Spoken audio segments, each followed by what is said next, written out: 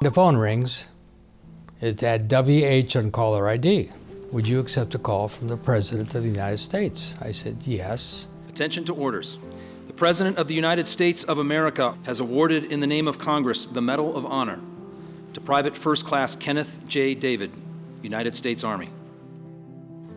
I'm grateful to be here for God and my country. I serve with the values of my family and my Army, and I'm so thankful. These values carried me through the toughest battles of my life on May 7th, 1970, in Vietnam.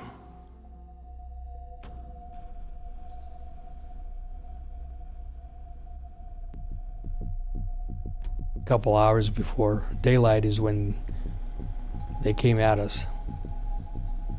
Explosions were going off.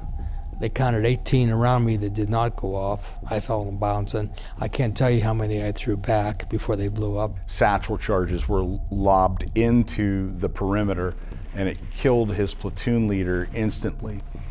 It wounded the company medic. It wounded the platoon sergeant.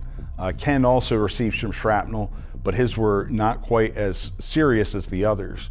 So Ken handed his radio to the platoon sergeant. I kept fighting, and not knowing I was even wounded, the adrenaline was pumping so high, and Sarge kept screaming on the radio for help.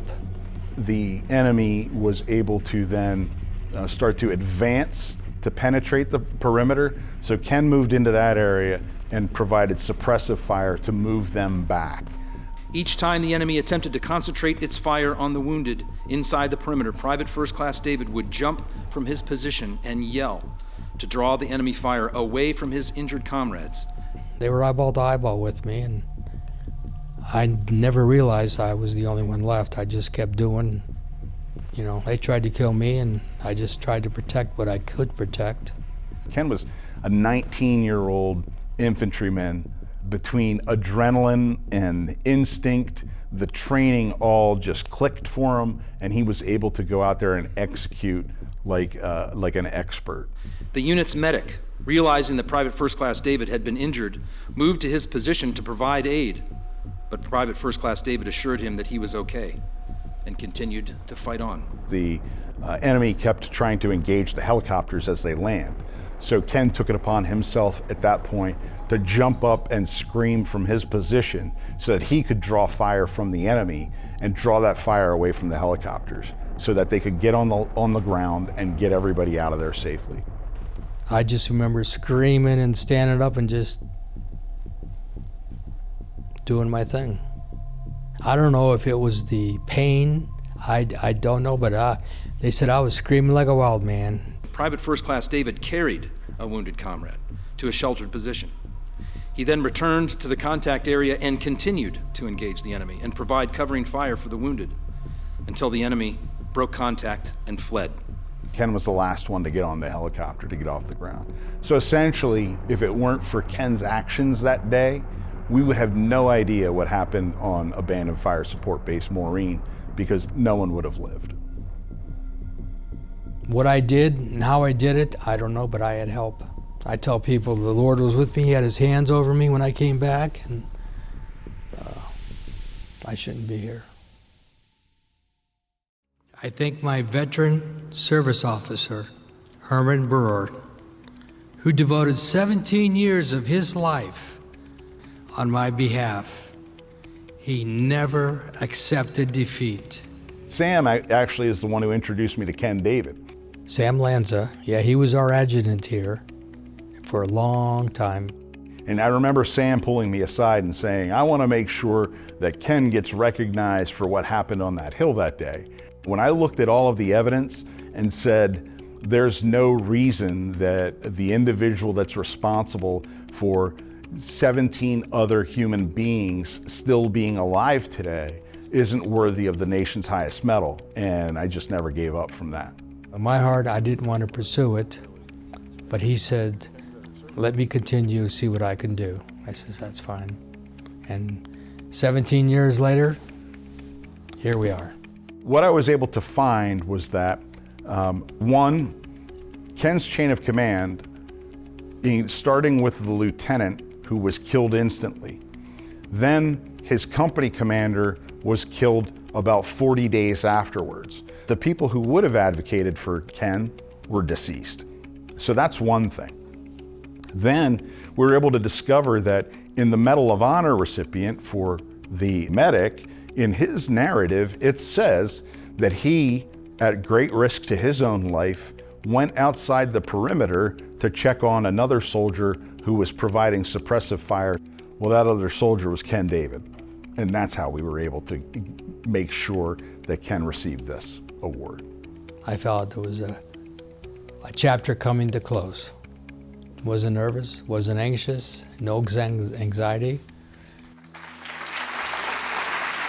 It's hard to describe how proud I was and emotional I was when the president put that on him and shook his hand. It's hard to describe. It's just special.